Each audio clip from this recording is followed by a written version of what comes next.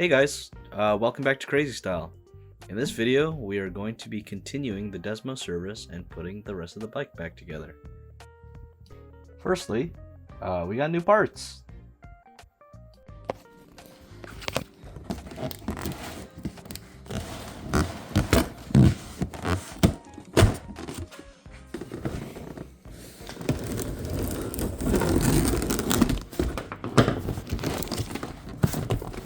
They just threw it in here.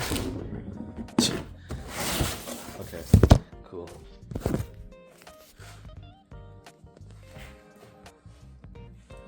Alright, man.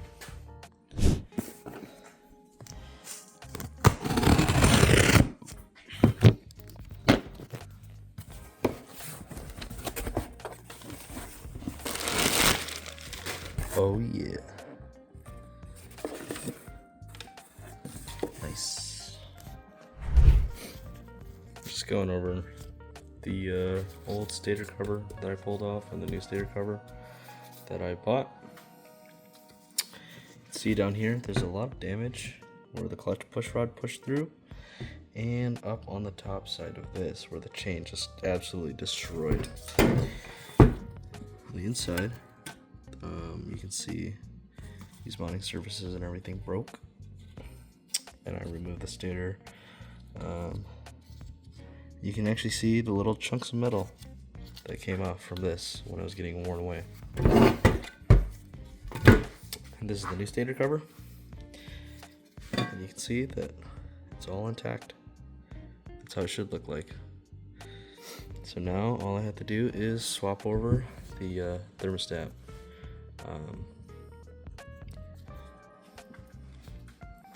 The water pump assembly.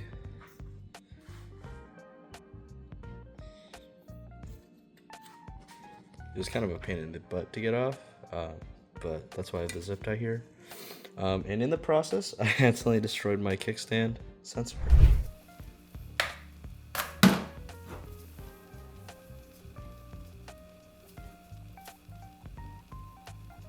Oh shit. So either I'm gonna buy a new kickstand sensor or a kickstand sensor delete. We'll see. So I was trying to take the water pump cover off of this and to put it on to this new stator cover, and was having a really hard time. I took all the fasteners out, and there's just supposed to be 2 locating pins that just I guess locate it, but even after prying or anything like that, I really didn't want to bust a hole in this, so I got a socket, put it inside here, and it's pretty tight fit. Just put it all the way in, and then I kept whacking it with the dead blow right on the socket to pry it off. And after enough hits, it came right off. So here's the locating pin right here. There's supposed to be one right here. It's stuck in here. Take this one out and put it here.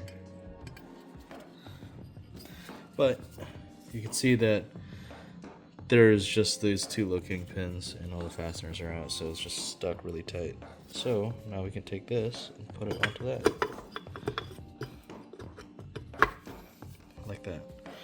I'm gonna put some RTV on here and squeeze it down, but after that, after feeling this bearing and how smooth it is, and this bearing, this one's kind of crusty, kind of crunchy, I'm gonna replace this bearing with this one right here. And after that, we can install this onto the bike. So, I replaced the bearing after buying pliers that could actually take the circlip off.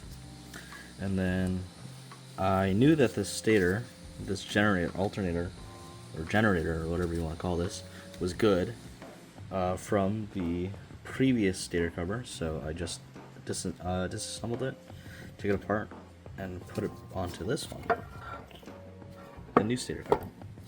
So I'm going to torque these down to spec, and then put some RTV on here, and then put it on.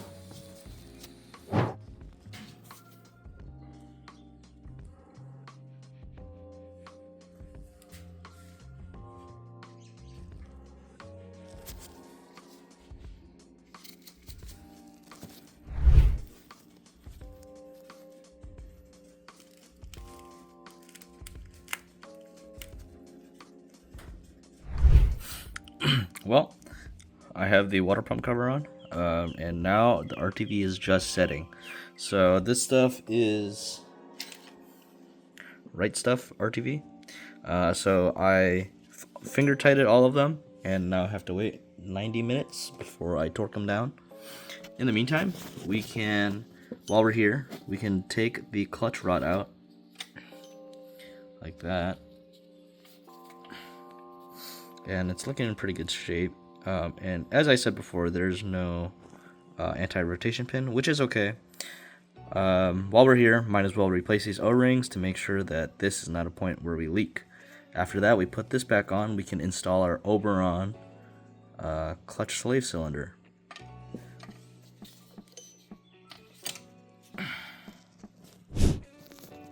Alright, so now that it's been more than an hour and a half, we can go through and torque down all these bolts. You can see that these are dried up now. So these stator cover bolts call for 10 Newton meters. So let's go ahead and do that. Well, now that all the bolts are torqued down to spec, we can start putting it back together. Alright, gang. I did some off-camera mining, if you will. I completely torqued down every single bolt. I took out the clutch rod. I put new O-rings on it. Put it back in. Oiled it up and greased it a bit. Put it back in. Put on this new Oberon unit. So what this does is that it has a larger orifice, so it's not nearly as hard to press down, except because of hydraulics, because the orifice is bigger, you have to pull in the clutch lever further to move the same amount, or vice versa, the opposite way around. I don't remember. So now we have all the hoses hooked up, and I was missing this little plug here. I don't know what this is, like a drain plug, and you may have missed it, but I was hammering on this thing like crazy to come out of the old stator cover. I had to blast it with heat for actually several minutes, and then blast it with penetrating oil like twice, and then before it finally came out.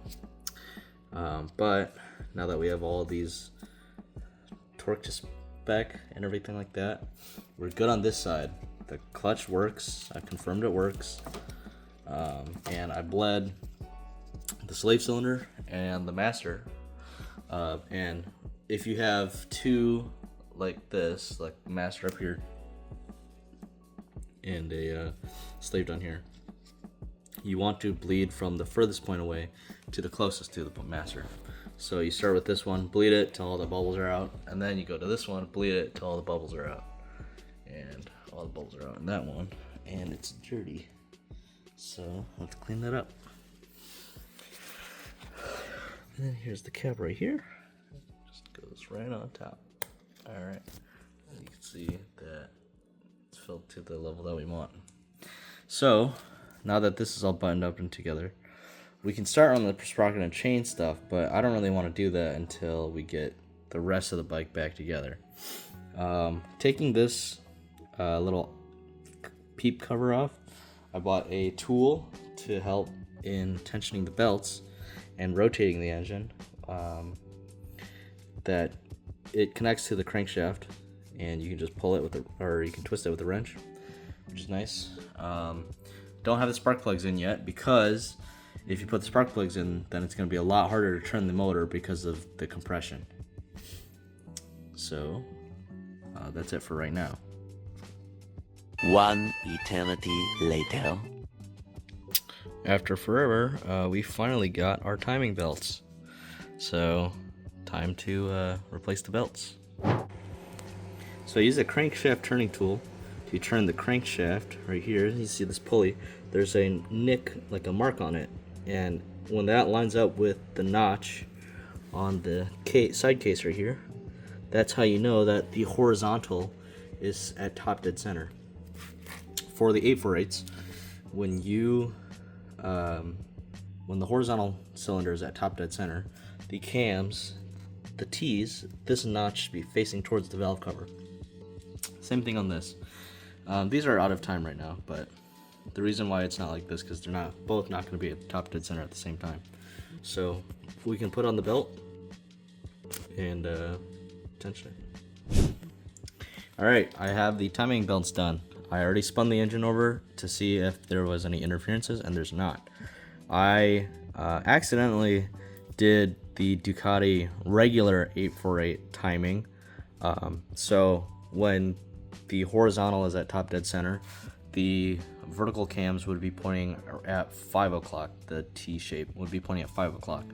So then I had it like that, spun the engine, there was an interference, the valves kissed the piston, but thankfully I was only spinning it by hand.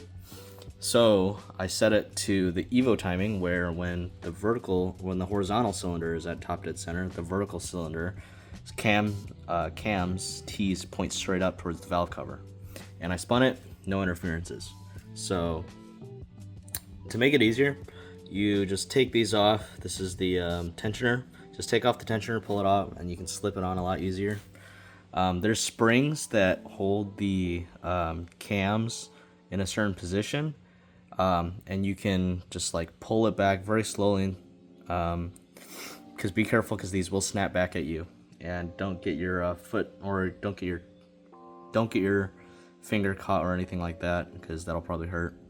But yeah, so you can see that it's pointing towards the valve cover, no interferences. So now what we have to do is tension the belts. So the belts have to be tensioned to 110 hertz, plus or minus, I think 10 hertz. I think closer to 110 you get is the better. And with the belts, it's always better to be a little lower than 110 than higher than 110.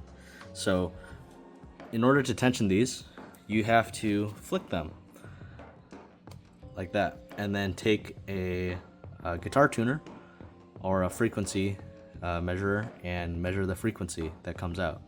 So I'm going to download a app on my phone to tell me the frequency, and then flick it and figure out what it is.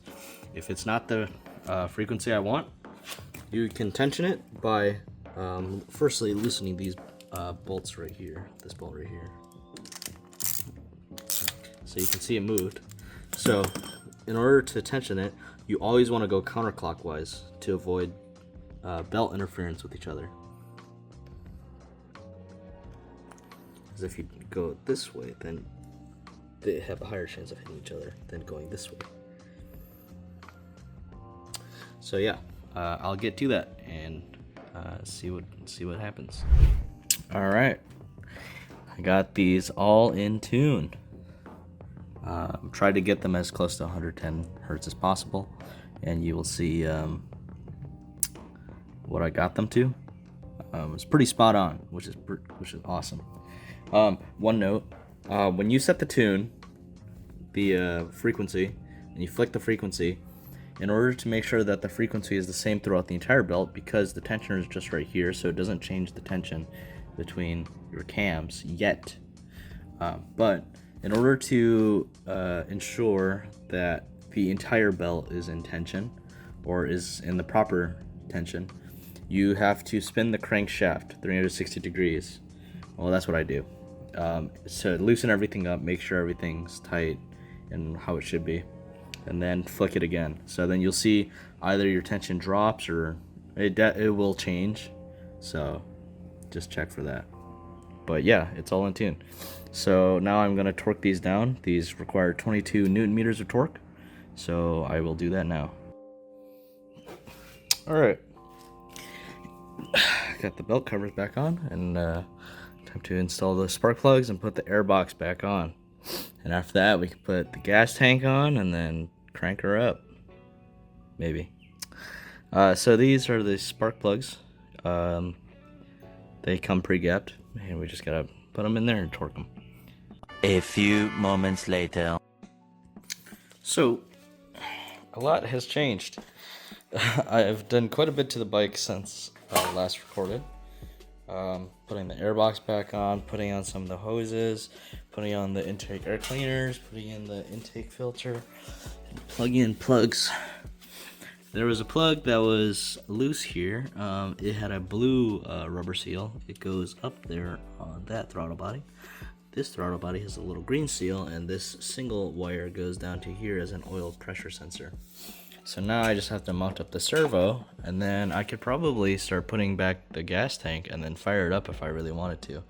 But first we have to do an oil change and make sure there's oil in it and put coolant in it. So we'll see. Okay, I did some more off-camera mining.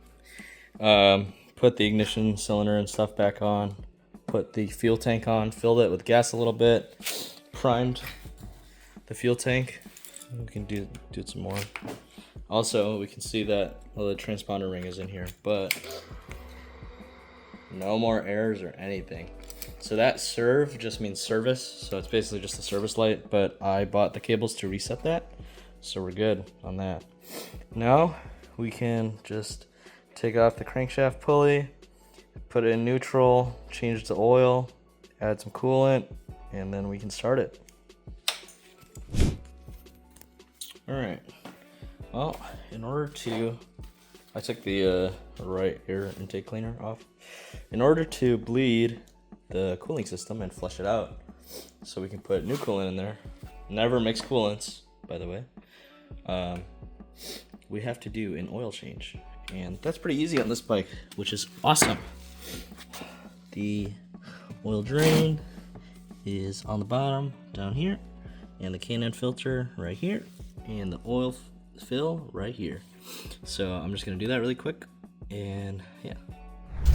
All right, oil run speed, oil change speed run. I guess oil drain speed run. Take out the oil cap, oil fill cap. Reach under here for the drain bolt. First, you gotta make sure it's spinning in the right direction.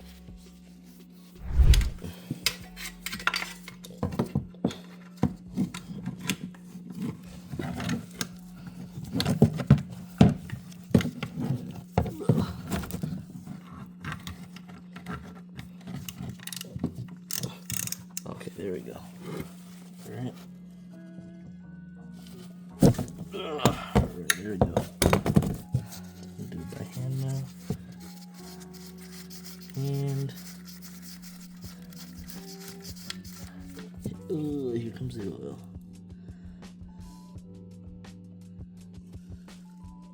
Got some shavings here.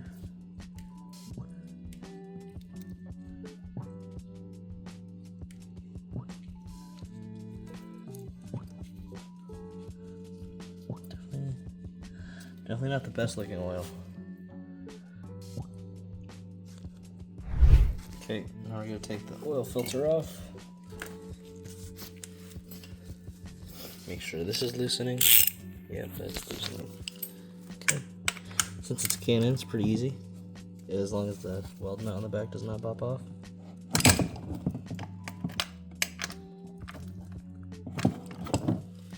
Okay. 1 second. Alright, we're gonna go one size smaller.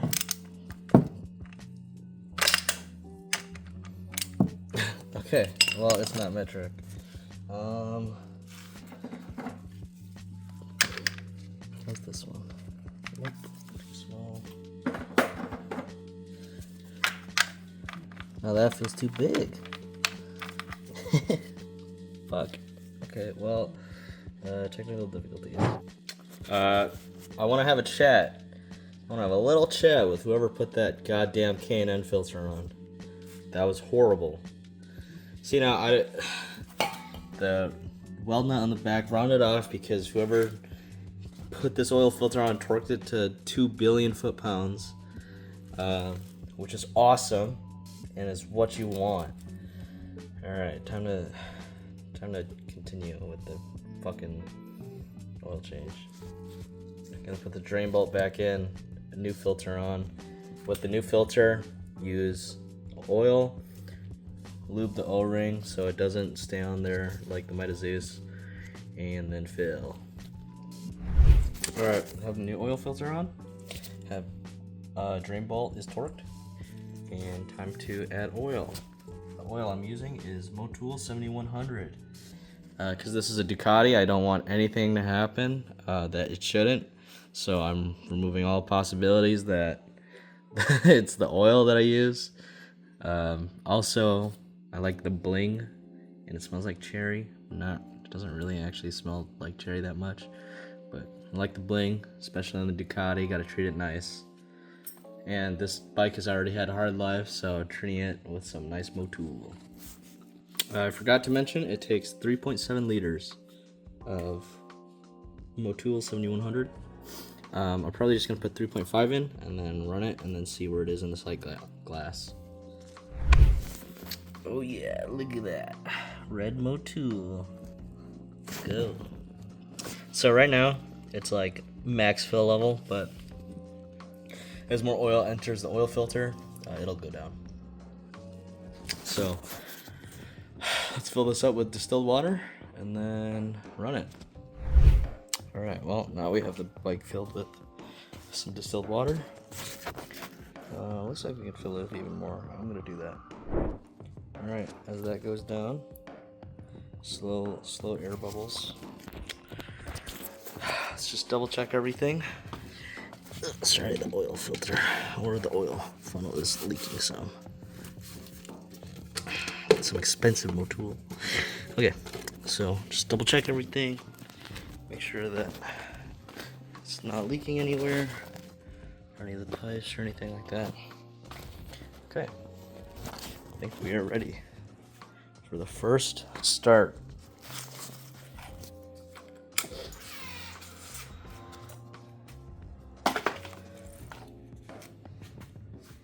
Alright.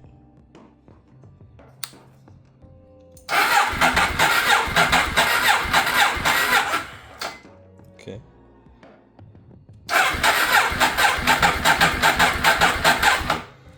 Okay. Maybe just low on battery.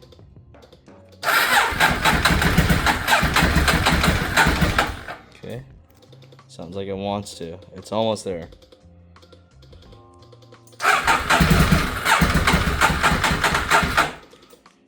Just give it a little bit more.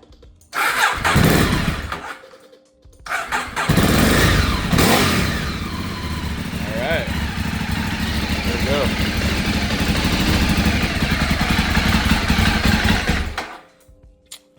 Okay, it died.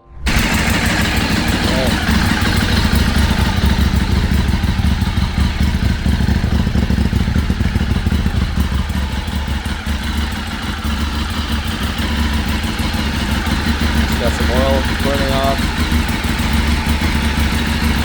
So, I'm gonna fill the radiator.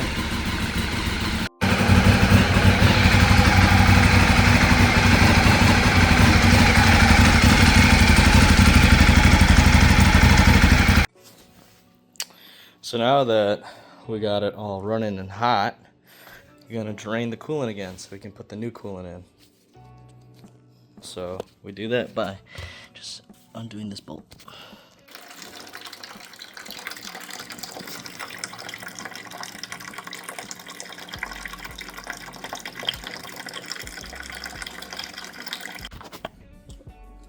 All right, drained it. We gotta put the new stuff in. Style.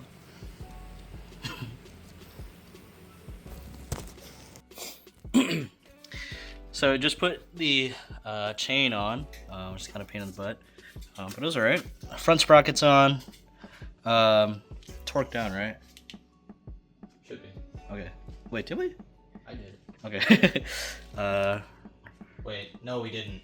Yeah, because we're waiting for the chain Yeah, to be on. yeah. Yeah, and that's why okay, front sprocket not torqued down. We still have to bend the washer up yet. Rear is good, everything good. Chain slack is good. Now we're just putting back the body pieces on. The entire front assembly is on right now. Might have to take it off to put some more stuff on. But overall, it's looking really good. On this side, I put the carbon heat protector on. It's nice. Took off the rear pegs and for this solo cowl, solo pillion seat. And Colton right now is heat shielding the bottom side fairing. But slowly coming together. Just kind of jumping around a lot because it's a lot to do, so I don't really want to whip out my phone all the time. Well, this is how it sits now. I still have to do some decals and some polishing and stuff like that. But yeah, this is pretty much it. Sorry that there wasn't a lot of filming for this, but a lot of it was kind of a big pain in the butt on the body work. But you know, it looks pretty good. I'm happy with it. So yeah, next we're gonna throw decals on and then polish the tank. All right, boys. So it looks like with the decals on. A3 Evo, Ducati, A3 Evo. I'm gonna take it first spin. Got a few things left to do to it. Going to swap out the old brake fluid because it's definitely bad. The brakes are not very good, which is not how this should be because these are Brembo monoblocks and stainless lines, so they should be very good. Same with the rears. I just can tell that the rears are bad. You can already see it here, it's bad. Then we need to torque the front sprocket and then also adjust the gear shift lever. Alright, just finished bleeding and replacing all the brake fluid in the front reservoir. What I do personally is I pump out almost all of the fluid in the brake reservoir, almost all of it, because you don't want to introduce air in the lines. So pump out most of it, put the new stuff in, start from the farthest away from the cylinder, which would be this caliper, and bleed it till all the old fluid is gone and all the air is gone. Tighten it up, do this one next, and if you start to lose pressure in the brake lever, it's most likely because of the master cylinder. So once you pump out all the old fluid from this caliper, you want to bleed the master cylinder last, and that is when you get all your pressure back. So now we're going to bleed the rear brake, and this you have to replace more often because it's right next to the exhaust, so the brake fluid goes bad faster. But yeah, let's go ahead and do that. Alright, let's fill up the tires. I have no idea what they're at. I never filled them before, so let's see what's at. So on the front wheel, or on the rear wheel, we have a straight valve stem, which is fine because we have a single-sided swing arm. On the front wheel, we have a 90-degree valve stem, which is awesome. I don't know why more manufacturers don't do that. Anyways, let's take this off. Connect this. Alright, let's see what it's reading. 24. Alright, so we're going to do 34 rear, 32 front.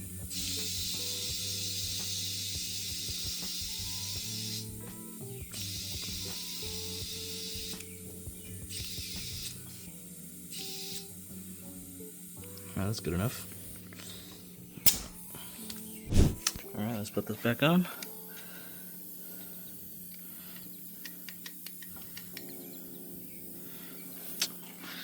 Alright, let's go to the front.